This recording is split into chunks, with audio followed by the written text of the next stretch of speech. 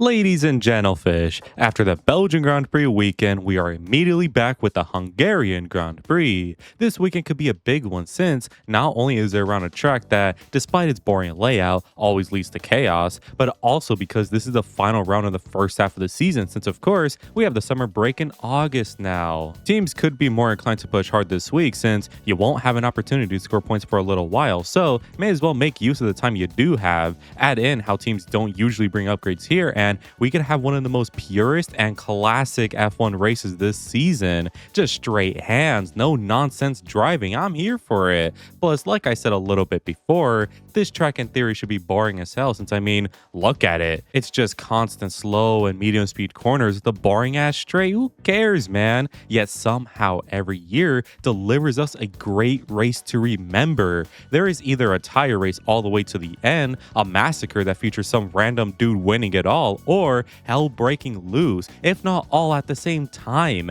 This track is brilliant and it does so by failing upwards. However, this year features new cars, so nothing is guaranteed quite yet. However, given the nature of these cars, hey man, it is looking pretty good so far. Anyways, if this weekend could be a chaotic one, then what a time to do so. Last week out at Spa, of course, saw the title get massively shaken once more, since where Russell took 18 points from Kimi at Silverstone, Kimi took 25 points out of George at Spa, leading to Kimi having a 50-point advantage over him now. I mean, it is looking scarily close to Kimi winning the title, but never say never. If George can't come back, this weekend is the one, since he has liked the Hungaroring and he just needs to do something again. So with all of that now out the way, enough with the yapping. You came here to see how this weekend could be, so let us do so by looking at the teams to watch, the drivers to watch, the stories heading into the weekend, and of course, my predictions for the Grand Prix. Subscribe if you're Hungary, and remember to check out the Crash Happy podcast where me and 4 other idiots talk about the sport. So with that said,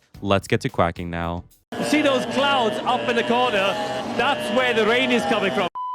So as always, we have the teams to watch first up, and this week is obviously a big one. It's an alright one for most teams as this is the round before the summer break, so boo-hoo, why bring your sick-ass upgrades here when you could bring them after the break? However, for one certain team, this is a super massive weekend since major car upgrades will come for them. So how about we talk about that one particular team I mentioned, Aston motherfucking Martin. They finally did it. After 4 months of suffering, driving one of the worst cars I've ever seen in my time watching the sport of 10 years, they did it. Alonso and the Stroll will be driving a good car once again thanks to the B-Spec, allegedly. I say that because I have no doubt that the B-Spec will give some much needed pace to the Aston car. What I doubt is that this will make them super good now. And when I say that, I don't mean they win races now. I just mean that they are able to fight for points sometimes and overall are not sinking in dead last anymore. So yes, I doubt Aston can even be that, mainly because of all the time and performance they have lost saving up for this upgrade. Maybe they'll be as good as I said they could be, or will be as disappointing as I said. Either way, this weekend is massive for them since they finally made it past all the hot water and the bad days. The B-Spec is real, and hopefully the bad days are now behind them. Next up is Audi, who should bring some parts here. I doubt that they'll have major ramifications, at least from the stuff I have seen, but regardless, some little improvements can be expected here and there for the German team. Audi could find themselves the talk of the town soon actually, as we'll discuss later in the story section, but for now, some pressure could actually start to build. They have had some good form lately as Silverstone and Spa demonstrated, however, it don't mean it's permanent. If anything, we cannot celebrate too hard since the cycle can repeat and Lord help them if it does. The first 3 rounds for Audi were great until everything afterwards was terrible. The past 2 rounds have been great for Audi, with the third one expected to be the same. Can they actually be good for more than 3 weekends now is the question. What sucks too is that we won't know for a month, but hey, more time to speculate for me. As for this weekend though, I think Audi would do just fine. Last year they were actually pretty good, but this is the year of surprises, so let's not act like anything is guaranteed just yet. If I had to guess though, I think Audi will once again be in the fight for some points, so let's hope that engine don't blow up now. Next is Williams. Have you guys heard from them recently? I swear, Williams have been so quiet as of late, and perhaps too quiet. What may explain it is how James AEIOUS came out and said that Williams would be bringing a B-Spec of their own to either Baku or Madrid, and they hope this is what they could claw them back up the grid. Though I guess we'll have to wait and see for the time being, but as for the present, man, are they depressing. I have said it plenty of times before this year, but look at these lot and tell me a sense of dread doesn't wash over you. I think the last time someone at Williams smiled was probably at the end of last season, where they were excited about the good fortune this year, which of course hasn't come to fruition. Spa was pretty whatever for the Williams team, and unfortunately, I highly doubt Hungary will be any better. That car is just too heavy, and the engine surprisingly ain't that good considering it's Mercedes, so come on guys, let's leave these lots to their sorrows. Next is Alpine, who have also been quiet as of late. This is where the difference between Alpine and RB will show, since RB of course have ties to Red Bull and are pretty covered when it comes to most expenses and efficiency related operations. Alpine are French, which means everything is in constant disarray and it's inevitable that it seeps into the team.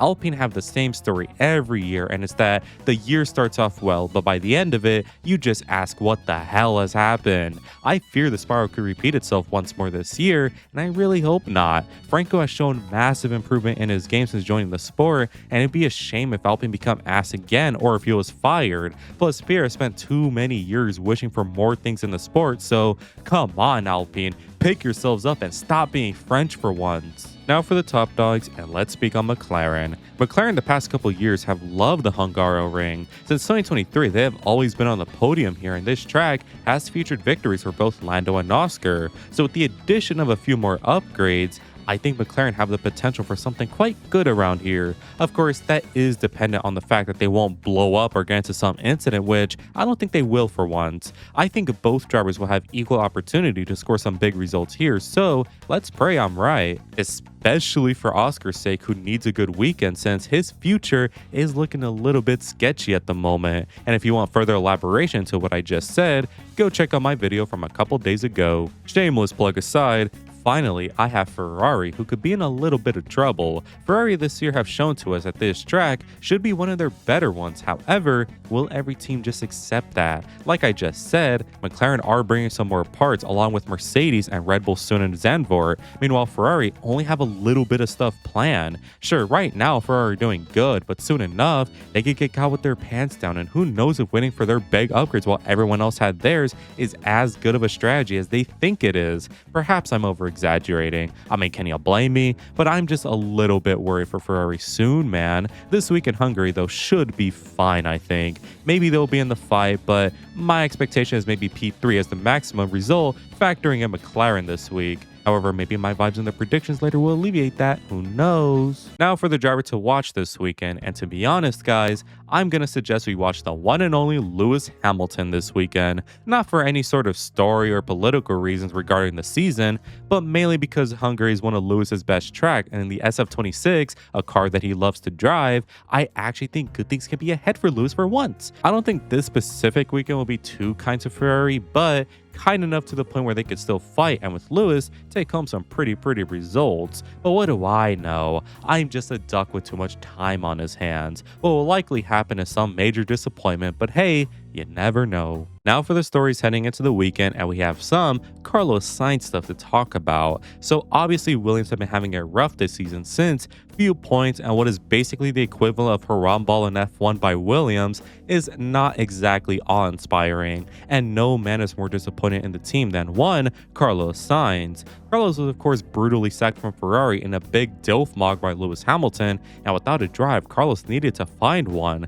Mercedes were there, but also really weren't, and every other team kind of had their options picked as well, so with no other options, Carlos either had Williams or Audi to sign to. He nearly signed with Audi, even reportedly backing out of a Williams signature mere minutes after really thinking about Audi, but signed to Williams in the end since he believed more in their project and more likely probably had a bigger paycheck there. Either way, Carlos signed on to Williams with the idea that 2025 will be whatever, and 2026 is where the real fun begins. However, 2025 was some great shit by Carlos regardless, since he obtained 2 podiums and many other big results. Bro, is 2026 about to be even better?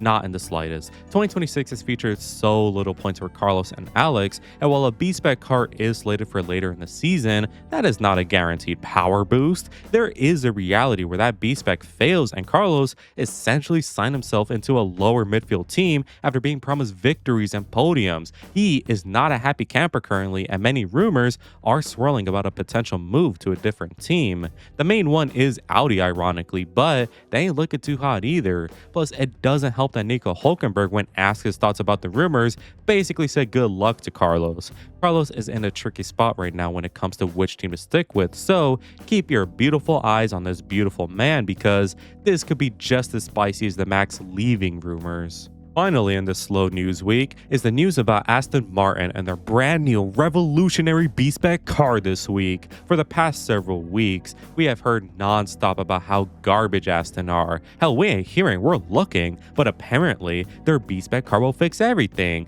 It will find upwards of 2 seconds reportedly, and Aston's season could very well get soon underway. So will it, or will it be disappointing garbage like literally every Aston upgrade after 2022? Well, I don't know, since the weekend hasn't happened yet, obviously, but my guess is they will rock up to the paddock with a car that looks totally different to what they have now, perhaps in a certain Ferrari shape, and when it hits the track, they will be better. The lap times will be faster, and the Aston drivers will be smiling their way to yet another Q1 exit. But hey, they ain't dead last anymore, and shit, maybe if Alonso's locked in enough, maybe he could sneak into Q3, but Q2 is the more likely realistic expectation. Either way, Aston will get faster this weekend, but not by much, and they will likely be back to the point they were in some parts of 2025, which I don't know about you, but I don't think that's a good thing, improvement or not. However, I am still of the belief that give it like 2 more years, and the Aston team will genuinely be scoring points again on a regular basis, if not fighting for more and better things. Listen.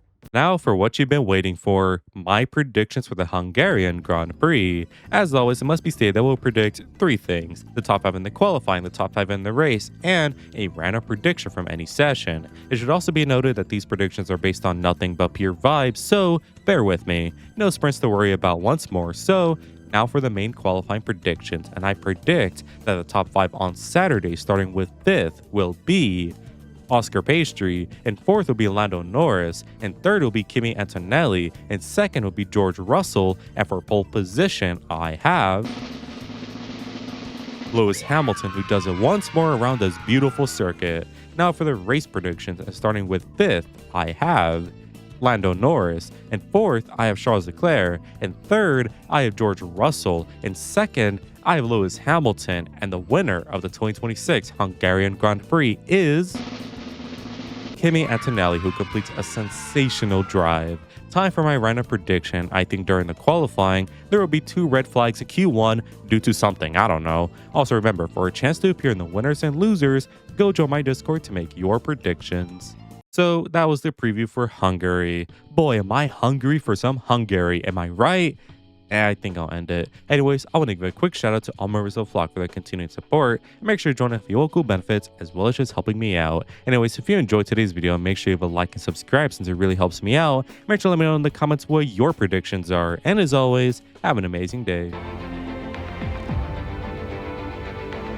Good weather for the duck.